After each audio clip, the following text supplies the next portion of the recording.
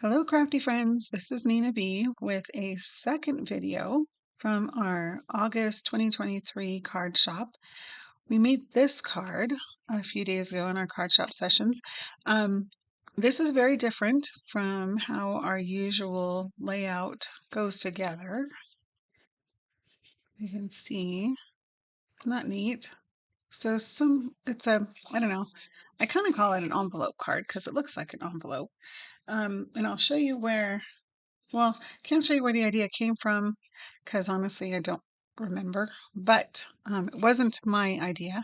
I did do this card similar to this as thank you cards a couple months ago for people who ordered. And I know that a couple of people had tried to recreate this based on the card they received. So I thought I should do it in class. And then we did it in class. And it seems to me that it'd be one of those cards that would be nice to have a video reference as well as everybody gets their PDF with the measurements and all of the supplies that we used. But just with the pictures, you might kind of forget how it goes together. So I thought I'd do a video, and then also those people who didn't make it to card class could get a new design, see, how to make something a little different. Hopefully you guys will try it out. And I'd love to see what you make with it as well. So let me get started and show you how it's done. So this is the hard kit. Now, there's really not much to it, but I'll kind of give you an idea of the measurements and stuff along the way. This is Old Olive, and it is 4 1/4 by 5 1/2, just your basic quarter sheet. This is the basic white, and it's just trimmed down to 5 1/4 and 8, so it folds into 4, and then it fits nicely. Where's my bone folder? Onto this. So that's easy enough. I've got a little piece of Vellum Basics. Now the Vellum Basics has 3 patterns in it, and one of them is this cute little polka dot, which I thought was great for our Ladybug wings. And then a large rhinestone just to give it a little bling, because bling's always, when is bling ever bad? Bling's always good. So then this is the piece that is kind of has the magic number. This is 3 3/4 by 3 3/4. And your DSB is going to be seen on both sides. So when you flip it open, you'll see that too. So you want something that coordinates well with the rest of your design when you see both parts of it. And this is going to be, when it's folded, it'll fit perfectly right across there. So again, 3 3/4 by 3 3/4, and you're going to fold corner to corner like this.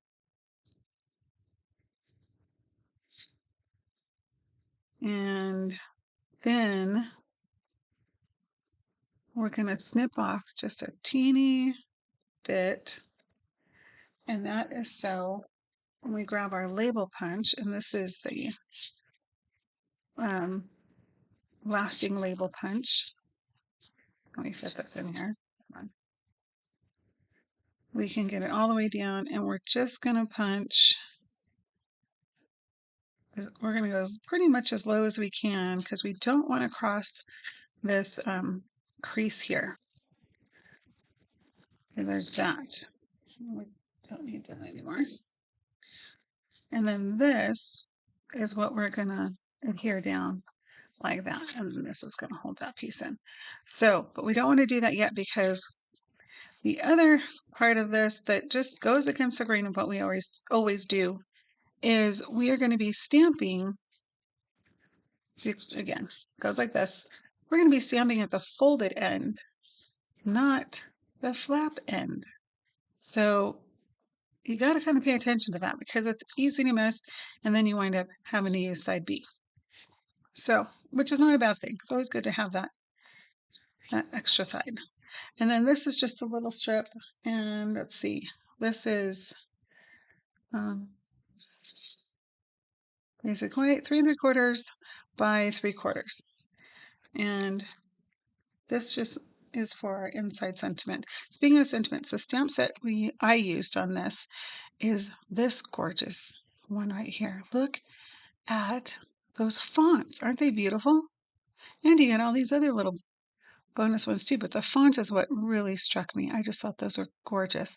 So I'm using I'm so sorry you're going through this. And on the inside, it's going to say, hoping for better days ahead. Unfortunately, I do have a friend or two that is going through some very difficult times. So thought of them when I was designing this, and she's going to see it. So I don't know. I may change it up a little before I send it out. But let's get some stamping done. So we've got two sentiments, and this one goes together. This is the inside, hoping for better days ahead. This is done in Old Olive. The other one is actually two separate stamps, and I just laid them together on the block. Now this is a tight squeeze, but I did play around with measurements and thicknesses, and really this is the one that I thought worked best without covering up too much of this label, but you can squeeze it on there, and being that it's a photopolymer stamp, it's really not that hard to do. And then when you get this stamped, I kind of just followed the angles of the font and then did it like from the corner. And then again, just kind of following the angle and just snip to slant in there. And that's it. Easy peasy. So that's going to go with that. The other stamping, again, is this one, also an Old Olive.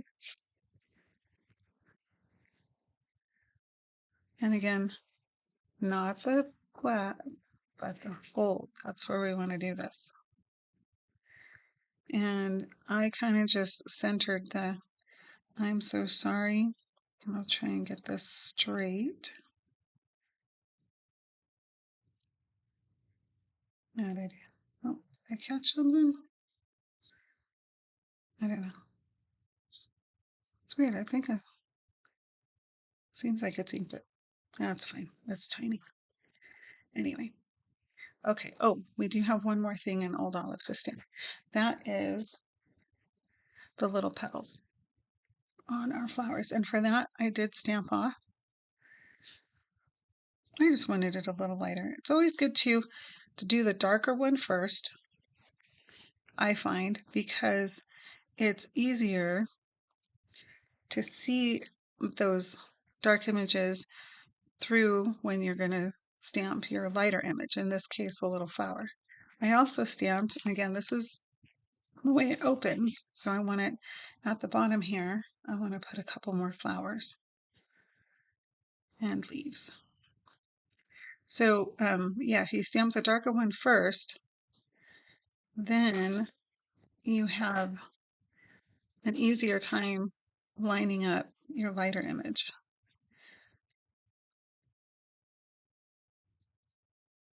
So not so bad. There you go. Isn't that cute? Oh, it goes this way. See, I'm telling you, it's not the way we usually do things. So if you go on autopilot, it's a good chance you're gonna mess it up, like I have. Not this time, but I have in the past. So that's it for that. So really our work is almost done here, because now that I'm good with the stamping, now I can add the flap on, and I'm going to use liquid glue for this. It's going on this side. That's really not going to do as much good. So I'm going to get it kind of close to the edge here. And then these.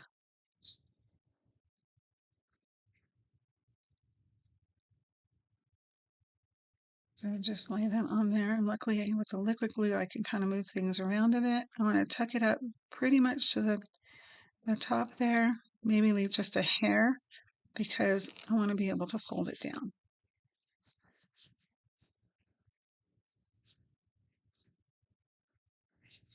There we go. Now I can take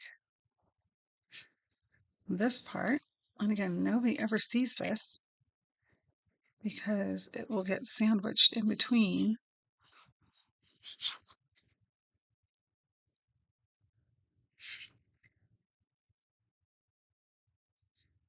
Lay that right down here.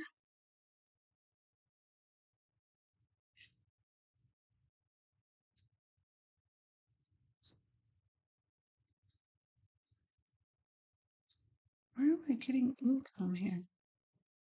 Looks like there's little spots. Okay, so there's that. Now for the inside, I can just take some Stampin' Seal. I think that looks cute. Center that up here. Doesn't that go just so nicely together? The floral and the stripes.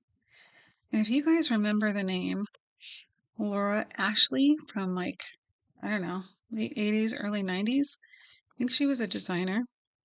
What am I doing that for? That's not what I'm doing. This is what I'm doing. She made the most beautiful like floral dresses, and I believe she had sheets and curtains and all kinds of stuff that were in this very sweet cottagey feel to them. It's just very reminiscent of Laura Ashley designs, I think. There we go. Now take a little strip of bubble bath and the Ladybug Builder punch, and we'll punch the body here.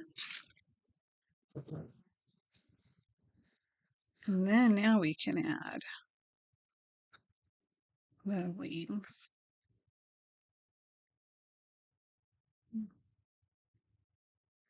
Just like that. Kind of fold them up a little bit.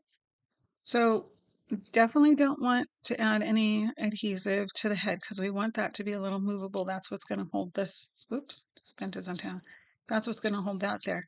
But for the body, we'll get a good layer of glue on there because we don't want the body going anywhere. It's going to get pulled just a little bit here and there when people are opening and closing that flap. So we want that to stay for sure.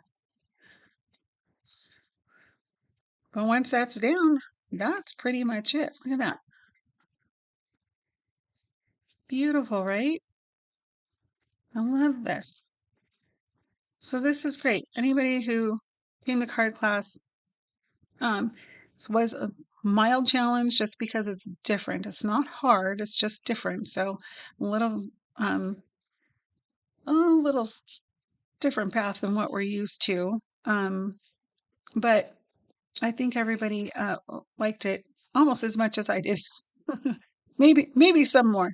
So I hope you get a chance to make this on your own and maybe use some different elements. Again, this was the other version. I used a label and used that to tuck it under. So see, there's lots of different options, lots of different ways you can go with this. I would love to see what you make. If you do make something, please share it with us. Either leave a photo in the comments or even just send me a text or a picture by email. I would love to see it. Anyway, hope you enjoyed it. Hope you'll make some for yourself. And I will see you the next card shop. Thanks.